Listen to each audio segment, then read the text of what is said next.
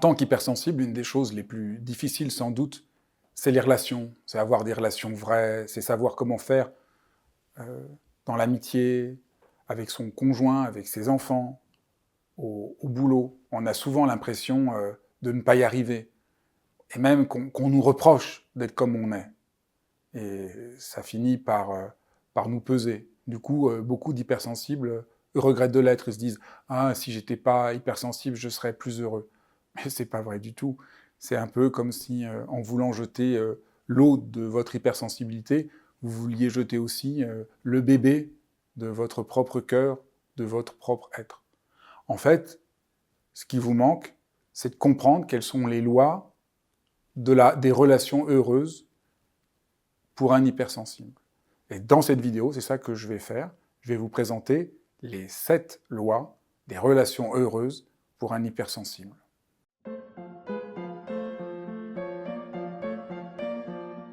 La première loi, ce n'est pas parce que vous êtes hypersensible qu'il ne faut pas apprendre et maîtriser les règles de la communication et du savoir-vivre.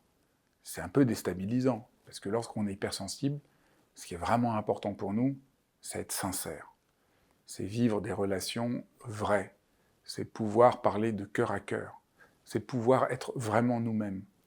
Les conventions sociales, ça nous fatigue, ça nous épuise.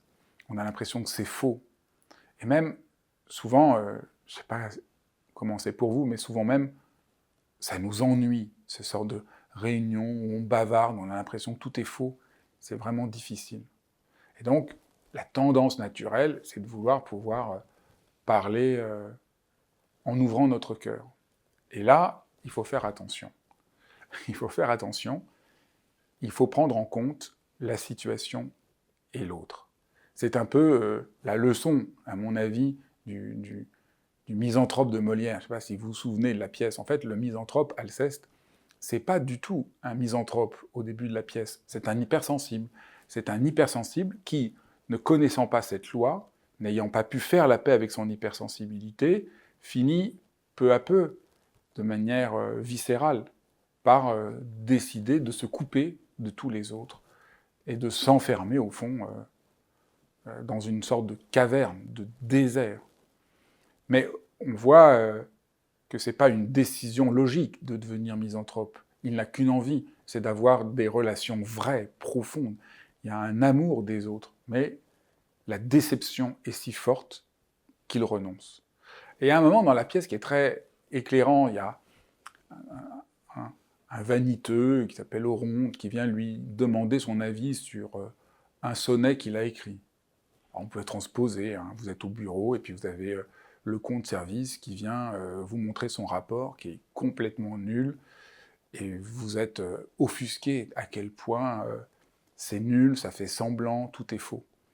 Et là, Oronte lui demande de lui donner son avis. Alors, ils sont deux dans la salle, il y a le misanthrope Alceste, et puis il y a son ami Philinte. Alors Philinte dit « Oh, c'est très bien, c'est très très bien ». Et Alceste bout et lui dit « Mais c'est nul !» Et il le coupe en petits morceaux. Et évidemment, Oronte, il est furieux, il va avoir plus qu'une envie, c'est de se venger, et ça va emmener vraiment une série de catastrophes. Et je crois que c'est très éclairant, parce que l'erreur que fait Alceste, c'est pas de vouloir être sincère et de penser que le poème est mauvais, c'est de vouloir imposer son point de vue de manière aussi tranchante. Au fond, au nom de son hypersensibilité, il devient une forme de dictateur. Et je crois que quand on est hypersensible, on peut, avec les meilleurs sentiments du monde, se retrouver dans une position où on coupe en morceaux les autres, où on veut imposer son point de vue, où on ne supporte pas, mais on ne supporte pas quoi? On ne supporte pas que d'autres personnes n'aient pas du tout la même ambition que nous. Et au fond, le Oronte, il n'a pas l'ambition de sincérité, de beauté, de justesse, de vérité de l'hypersensible, qui est Alceste. Donc, au fond, cette loi, c'est vous ne pouvez pas en vouloir à ceux qui ne sont pas hypersensibles de ne pas avoir les mêmes desseins, désirs, volontés de sincérité que vous. Et apprendre une certaine habileté, c'est vraiment essentiel. Apprendre à savoir formuler ce qu'on pense et ce qu'on sent, non pas pour le travestir, mais pour être entendu et pour respecter la relation et mettre la relation au cœur de nos vies, voilà ce que enseigne cette loi.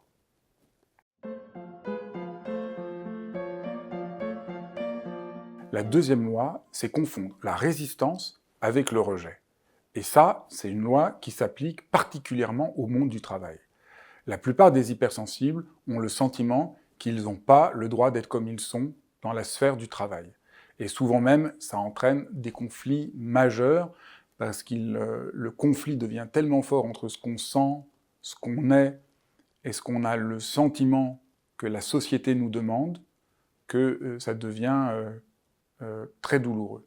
Et en effet, je ne le nie absolument pas, il y a une puissance inhérente à toute société, à toute institution, à toute organisation, à vouloir que les singularités individuelles disparaissent pour que les gens deviennent des sortes de rouages d'une machine qui fonctionne à plein régime.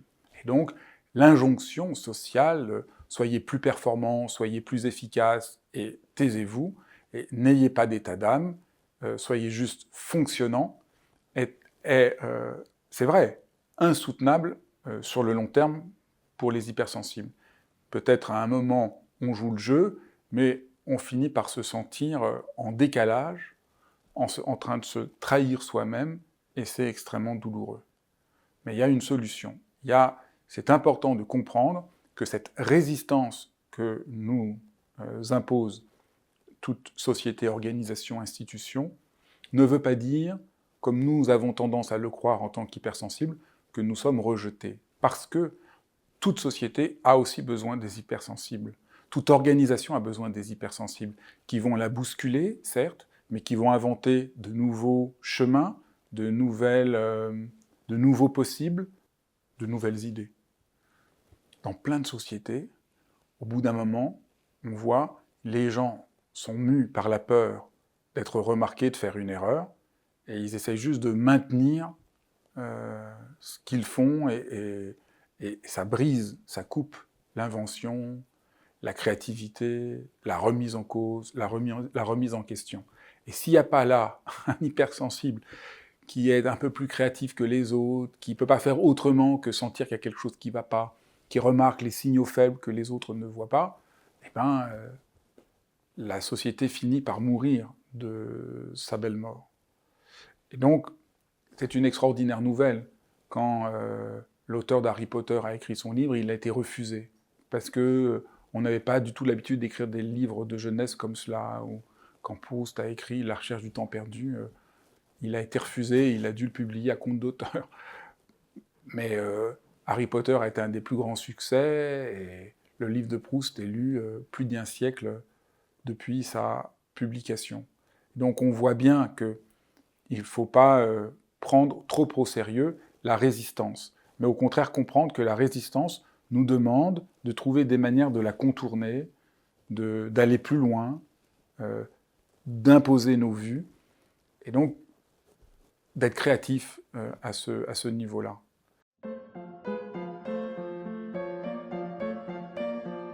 Et ça me permet d'énoncer la troisième loi, qui est inséparable de cette loi. La troisième loi, c'est qu'il ne faut pas confondre ici le bonheur et le bien-être.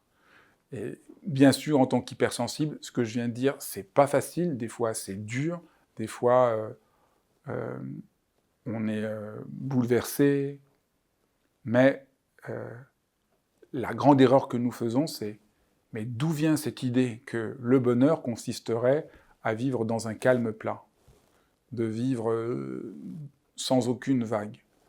C'est pas la vie d'un hypersensible, donc, mais au fond, c'est merveilleux. Si vous devez prendre la parole au mariage d'un de vos amis ou d'un de vos enfants, et que vous avez peur que les mots ne viennent pas, la difficulté, elle n'est bien sûr pas agréable, elle est un peu douloureuse, vous avez l'impression que vous n'allez pas y arriver, puis à force de travail, vous arrivez à dire ce que vous avez sur le cœur. Et le bonheur, au fond, pour un hypersensible, c'est pouvoir avoir traversé les épreuves. Donc les montagnes russes que vivent tout hypersensible, loin d'être le signe d'un empêchement d'être heureux, au contraire, permettent d'inventer des manières profondes et justes d'être heureux. Donc, bien sûr, la vie n'est pas un long fleuve tranquille. La vie n'est pas toujours faite de miel. Bien sûr, des fois, il y a des conflits, des difficultés, on a l'impression qu'on ne va pas réussir, et des fois, on ne réussit pas, mais ce n'est pas une raison pour baisser les bras et pour croire que nous n'avons pas notre place. Au contraire. Et dans ces épreuves, dans cette manière d'essayer d'être vrai, de transmettre notre point de vue, on peut réussir aussi à s'accomplir de manière profonde et vraie.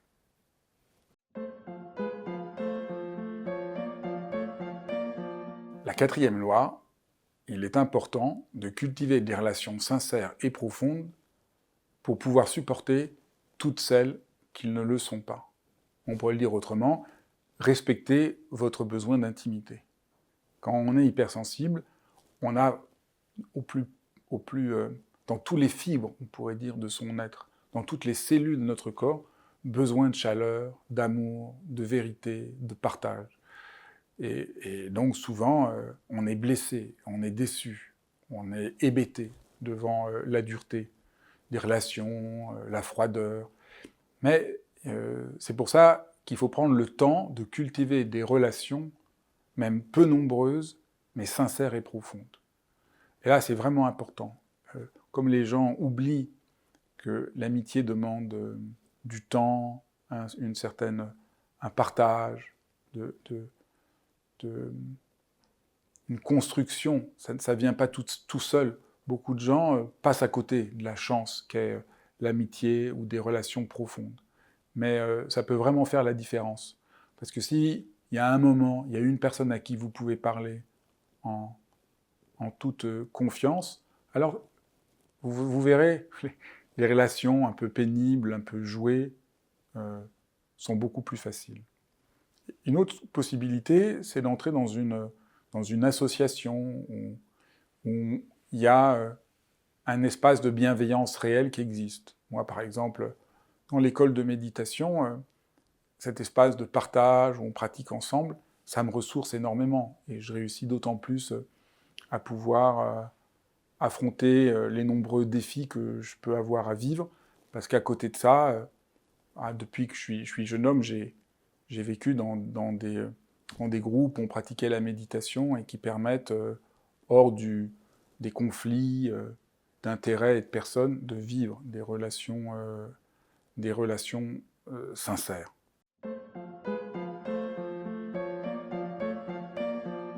La cinquième loi. Méfiez-vous de votre susceptibilité qui risque de vous égarer. Lorsque vous êtes hypersensible, vous avez des antennes. Vous sentez très très bien les choses. Et donc, à un moment, vous pouvez sentir un peu de froideur ou un peu de distance. Vous pouvez sentir qu'il y a là, quelque chose qui devient glacé dans la relation. Ou ça fait plusieurs jours qu'on ne vous a pas appelé et ça revient de manière lancinante. Non mais pourquoi il ne m'a pas appelé? Pourquoi il ne m'a pas appelé? Ou quelqu'un ne vous dit pas bonjour. Et alors, pour plein de gens, il ne sera même pas rendu compte. Vous le percevez. Avec votre radar, ah ouais tiens, il ne m'a pas dit bonjour aujourd'hui. Donc voilà, vous avez un grand nombre d'informations, vous avez beaucoup plus d'informations grâce à votre hypersensibilité que beaucoup d'autres gens.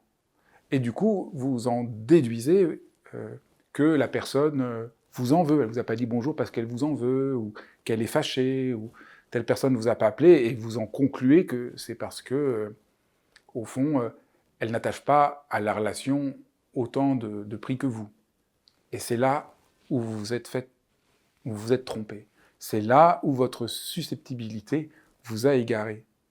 Non pas dans ce que vous sentiez, mais dans la conclusion que vous en avez tirée. En fait, c'est fondamental. En tant qu'hypersensible, il faut vous ouvrir à ce que vous sentez. Vous sentez de la froideur, c'est très bien, parce que l'erreur qu'on peut faire aussi, c'est dire « Ah là là, je me fais des idées, je sens pas, il ne faut pas que je sente ça. » Non, vous sentez ce que vous sentez, c'est très bien. Mais le problème, c'est n'en tirez pas des conclusions trop rapides.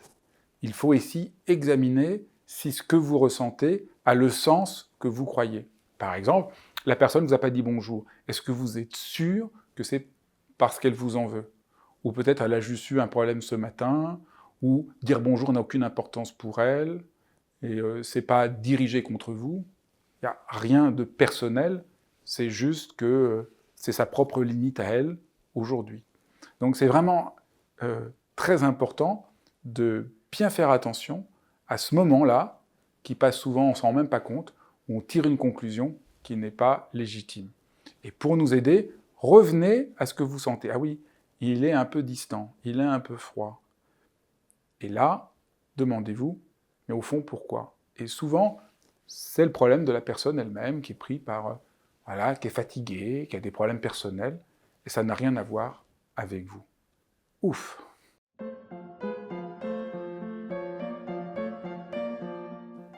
Sixième loi, savoir dire non. Alors là, évidemment, souvent, on a du mal à dire non. C'est difficile. Mais souvent, on ne voit pas pourquoi on a du mal. En fait, on a du mal parce qu'on est prisonnier de l'idée qu'il faut qu'on soit quelqu'un de gentil. Alors encore plus les hypersensibles qui ressentent tellement, qui sont tellement souvent hyper empathiques, qui sentent tellement les autres. Dire non, ils voient tout de suite la peine que ça va faire à l'autre, et ça les bloque. Et du coup, ils n'arrivent pas à dire non. Et ça envenime profondément en réalité les relations, parce qu'elles ne sont plus vraies, et qu'on se sent soi-même pas bien. Donc c'est important de dire non, mais pour ça, il faut accepter que nous pouvons laisser tomber l'idée que nous devrions toujours être gentils. On nous a fait croire, depuis l'enfance, on vit un monde où il y a les gentils et les méchants.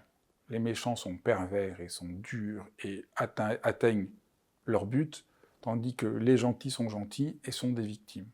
Tout ça, c'est très profondément une construction mentale inconsciente qui nous a envahis.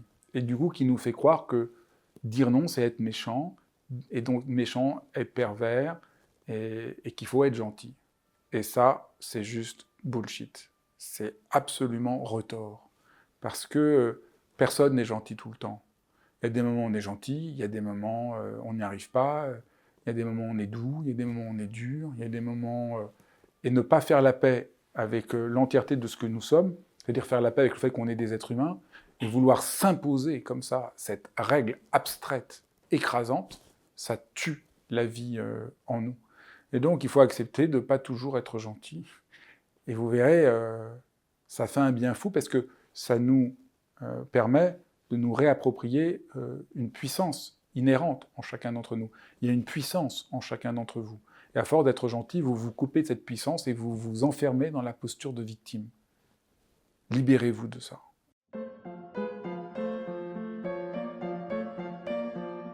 La septième et dernière loi, ce n'est pas parce que vous êtes hypersensible que vous allez vous entendre forcément avec un autre hypersensible.